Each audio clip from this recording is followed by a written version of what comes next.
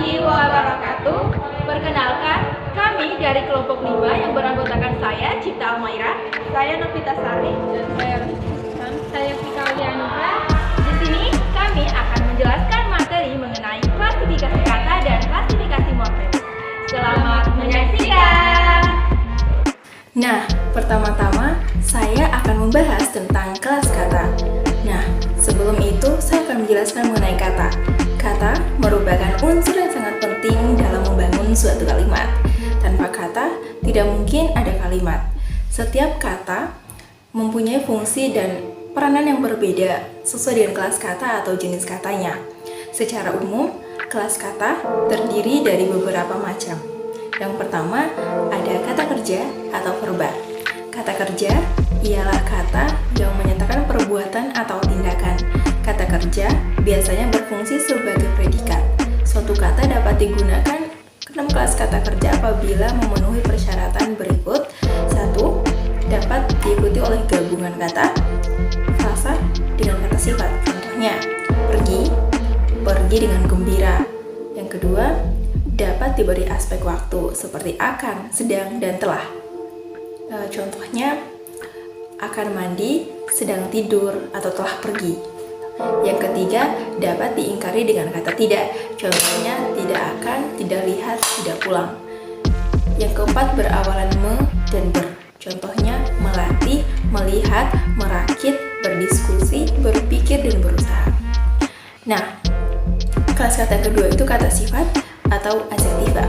Kata sifat ialah kata yang dipakai untuk mengungkapkan sifat atau keadaan sesuatu, misalnya keadaan orang, binatang, ataupun benda.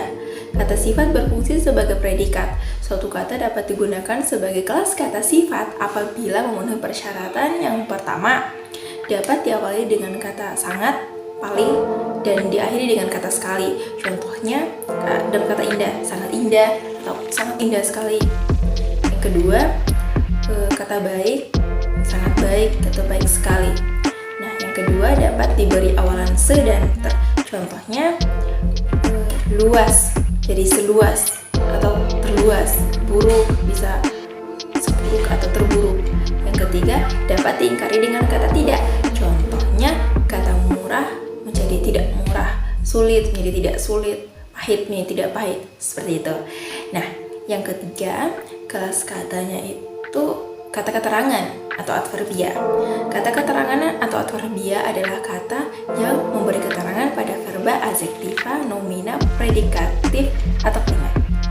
Macam-macam adverbia. Yang pertama itu adverbia dasar bebas, dan yang kedua adverbia turunan. Yang keempat itu ada kata benda atau nomina. Kata benda adalah kata yang mengacu pada benda, orang, konsep, ataupun pengertian yang berfungsi sebagai objek dan subjek. Suatu kata dapat digolongkan kepada kelas kata benda apabila memenuhi persyaratan. Yang pertama dapat diikuti oleh frasa. Contohnya itu mobil yang bagus atau mobil yang sangat bagus. Kedua, berimbuhan pe, an, per-an, ke-an. Contohnya permainan, pertunjukan. Yang ketiga, dapat diingkari dengan kata bukan. Contohnya, kata saya bukan saya, roti bukan roti, bubuk bukan bubuk. 5. Kata ganti atau pronomina. Kata ganti adalah kata yang dipakai untuk mengacu pada nomina lain. Pronomina berfungsi untuk mengganti kata benda atau nomina. Contoh, aku sudah mencoba membujuknya. Yang keenam, kata bilangan atau numeralia. Kata bilangan atau numeralia adalah kata yang dipakai untuk menghitung banyaknya orang, binatang, ataupun benda. Contohnya, ibu membeli gelas lusin, ia mendapat peringkat pertama di kelasnya. Yang terakhir itu, ke-7, kata tugas. Kata tugas dapat dirinci menjadi 4 jenis kata, yaitu pertama, kata depan, kata sambung, kata sedang, kata seru, dan yang kelima itu partikel. 1. Kata depan atau preposisi. Kata depan menghubungkan dua kata atau dua kalimat. Contohnya, di sebelah utara itu maksudnya menuju ke arah ke timur, sama juga itu maksudnya menuju ke arah. Dari pasar itu menuju ke arah tempat. Kedua, kata sambung atau konjungsi. Kata sambung adalah kata menghubungkan dua kata dasar atau yang sederajat. Kata dengan kata, frasa dengan frasa, klausa dan dengan klausa. Contohnya, adik dan kakak tidak makan tetapi minum. Adi meletakkan tasnya kemudian membukanya.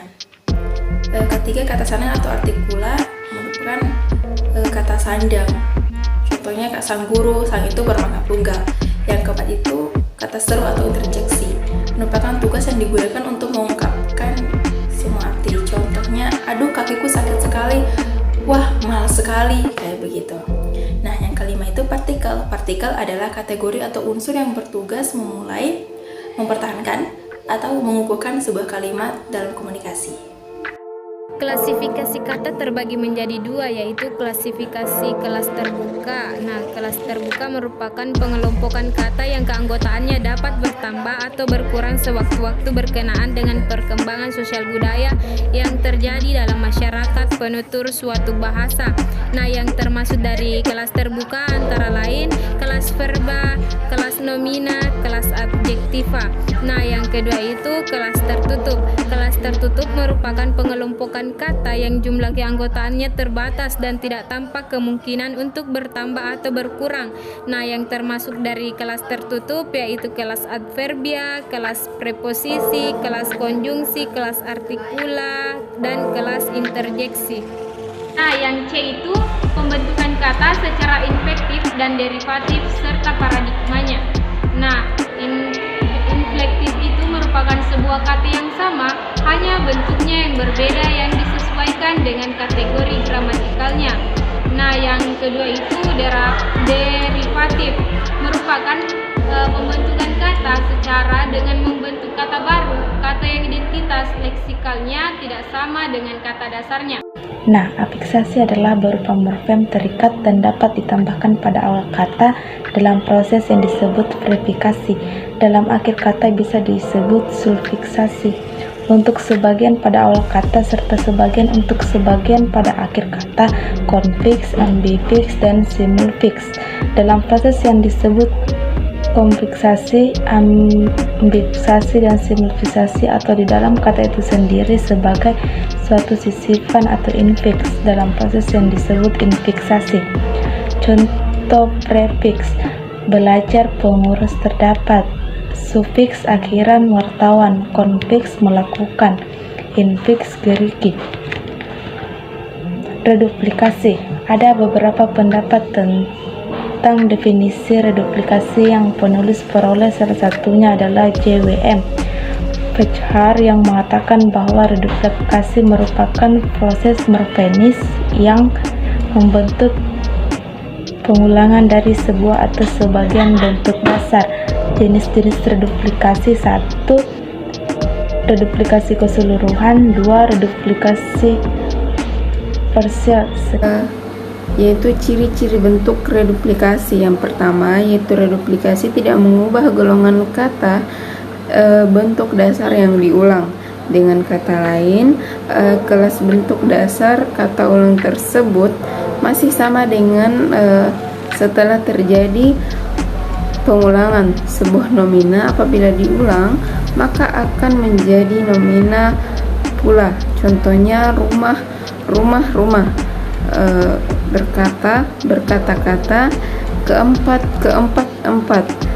Yang kedua yaitu bentuk dasar kata ulang berupa satuan yang terdapat dalam pengulangan bahasa. Sebagai contohnya yaitu adalah kalimat Irma mukulkan tongkat itu ke bangku.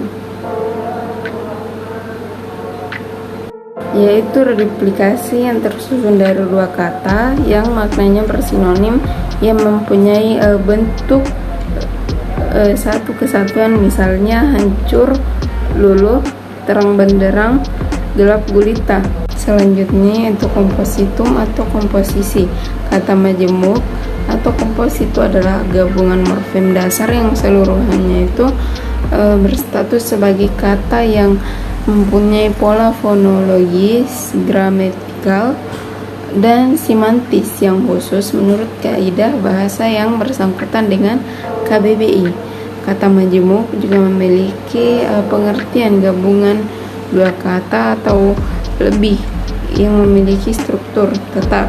Tidak dapat dipisahkan strukturnya karena akan mempengaruhi arti secara keseluruhan.